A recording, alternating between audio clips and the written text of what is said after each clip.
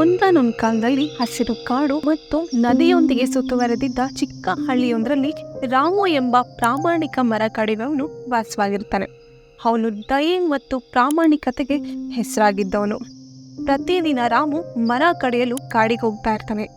ಕಡಿದ ಮರವನ್ನು ಮಾರಾಟ ಮಾಡಿ ಅವನ ಜೀವನನ ಸಾಗಿಸ್ತಾ ಇರ್ತಾನೆ. ರಾಮುವಿನ ದಿನಗಳು ಸರಳ ಮತ್ತು ಕಠಿಣ ಪರಿಶ್ರಮದಿಂದ ತುಂಬಿರುತ್ತೆ. ಅವನು ಯಾವಾಗಲೂ ತನಗೆ ಪ್ರಿಯವಾದ ಕಬ್ಬಿಣದ ಕೊಡಲಿಯನ್ನು ಜೊತೆಗೆ ತೆಗೆದುಕೊಂಡು ಹೋಗ್ತಾ ಇರ್ತಾನೆ. ಅವನು ಅದನ್ನು ವರ್ಷಗಳಿಂದ ಬೆಳೆಸ್ತಾ ಇರ್ತಾನೆ. ಒಂದಿನ ಬಿಸಿಲಿನ ಮುಂಜಾನೆ ರಾಮು ತಾನು ಹಿಂದೆಂದೂ ಹೋಗದ ಕಾಡಿನ ಒಂದು ಭಾಗಕ್ಕೆ ಹೋಗ್ತಾನೆ. ಅದು ಸುಂದರವಾದ ಹೊಳೆಯ ಸಮೀಪದಲ್ಲಿರುತ್ತೆ.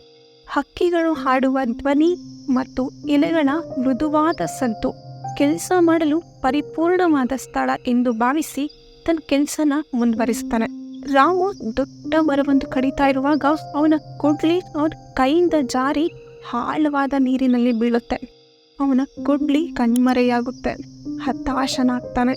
ಅವನ ಕುಡ್ಲಿಯಿಂದ ಅವನು ಮರವನ್ನು ಕತ್ತರಿಸಲು ಸಾಧ್ಯ ಇರೋದಿಲ್ಲ.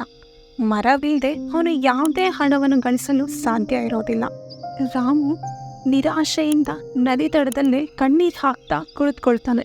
ಆಕಸ್ಮಿಕವಾಗಿ ಮೃದುವಾದ ಮಿನುಗುವ ಬೆಳಕು ನದಿ ಮೇಲೆ ಬೀಳುತ್ತೆ.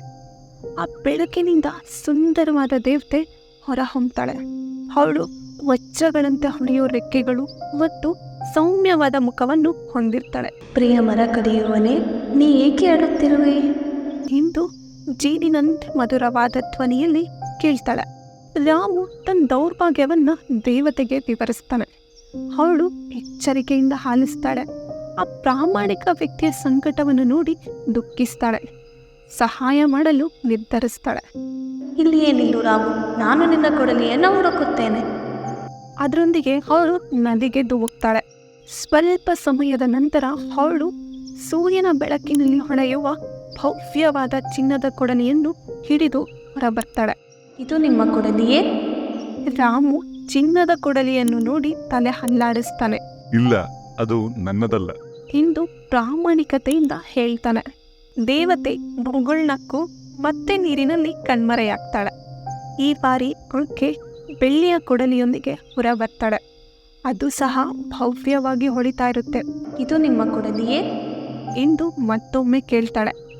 ರಾಮು ಮತ್ತೆ ತಲೆ ಹಲ್ಲಾಡಿಸ್ತಾನೆ. ಇಲ್ಲ, ಅದು ನನ್ನದಲ್ಲ ಎಂದು ಸತ್ಯವಾಗಿ ಹೇಳ್ತಾನೆ. ದೇವತೆ ಮೂರನೇ ಬಾರಿ ನದಿಗೆ ಧುಮುಕ್ತಾಳೆ. ರಾಮುವಿನ ಹಳೆಯ ಕಬ್ಬಿಣದ ಕೊಡಲಿಯೊಂದಿಗೆ ಮತ್ತೆ ಬರ್ತಾಳೆ. ಇದು ನಿಮ್ಮ ಕೊಡಲಿಯೇ ಕೇಳ್ತಾಳೆ. ರಾಮುವಿನ ಮುಖ ಸಂತೋಷದಿಂದ ಹೊಳಿತಾ ಇರುತ್ತೆ.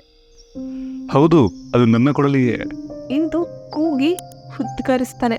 ತನ್ನ ಸಾಧನವನ್ನು ಸಂತೋಷದಿಂದ ನೋಡ್ತಾನೆ. ರಾಮುವಿನ ಪ್ರಾಮಾಣಿಕತೆಯಿಂದ ದೇವತೆ ತುಂಬಾನೇ ಆನಂದಗೊಳ್ತಾಳೆ. ನೀವು ಪ್ರಾಮಾಣಿಕರಾಗಿದ್ದ ಕಾರಣ ನಾನು ನಿಮಗೆ ಚಿನ್ನ ಹಾಗೂ ಬೆಳ್ಳಿಯ ಕೊಡಲಿಗಳನ್ನು ನೀಡುತ್ತಿದ್ದೇನೆ ಎಂದು ಹೇಳ್ತಾಳೆ. ರಾಮು ದೇವತೆಯ ಔದಾರ್ಯಕ್ಕೆ ಬೆರಗಾಗ್ತಾನೆ. ಅವನು ಅವಳಿಗೆ ಅಪಾರವಾದ ಧನ್ಯವಾದವನ್ನು ತಿಳಿಸ್ತಾನೆ. ಯಾವಾಗಲೂ ಪ್ರಾಮಾಣಿಕವಾಗಿ ಹೊಳೆಯುವುದಾಗಿ ಭರವಸೆ ನೀಡ್ತಾನೆ. ಅವನು ತನ್ನ ಎಲ್ಲ 3 ಕೊಡಲಿಗಳೊಂದಿಗೆ ಮನೆಗೆ ಹಿಂದಿರುತ್ತಾನೆ.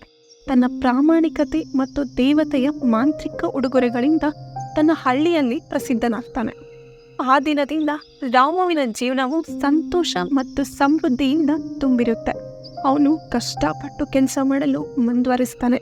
ಹೀಗೆ ನಿಷ್ಠೆ ಮತ್ತು ಪ್ರಾಮಾಣಿಕತೆಗೆ ಯಾವಾಗಲೂ ಪ್ರತಿಫಲವನ್ನು ಹೇಗೆ ಪಡಿತಾರೆ ಎಂಬುದರ ಕುರಿತು ಎಲ್ಲರೊಂದಿಗೆ ಹಂಚಿಕೊಳ್ಳಲು ಒಂದು ಅದ್ಭುತವಾದ ಕಥೆಯಾಗುತ್ತೆ. ಕತೆ ನೀತಿ ಇಷ್ಟೇ ಮಕ್ಕಳೇ. ಪ್ರಾಮಾಣಿಕತೆಯೇ ಅತ್ಯುತ್ತಮ ನೀತಿಯಾಗಿರಬೇಕು. ಸತ್ಯವಂತ ಮತ್ತು ಪ್ರಾಮಾಣಿಕವಾಗಿರುವವರು ಯಾವಾಗಲೂ ಕೊನೆಯಲ್ಲಿ ಉತ್ತಮ ಪ್ರತಿಫಲ ಮತ್ತು ಸನ್ಮಾನವನ್ನು ಪಡಿತಾರೆ. ಇಂತಹ ಮತ್ತಷ್ಟು ವಿಡಿಯೋಗಳಿಗಾಗಿ ಲೈಕ್, ಶೇರ್, ಸಬ್ಸ್ಕ್ರೈಬ್ ಮಾಡಿ.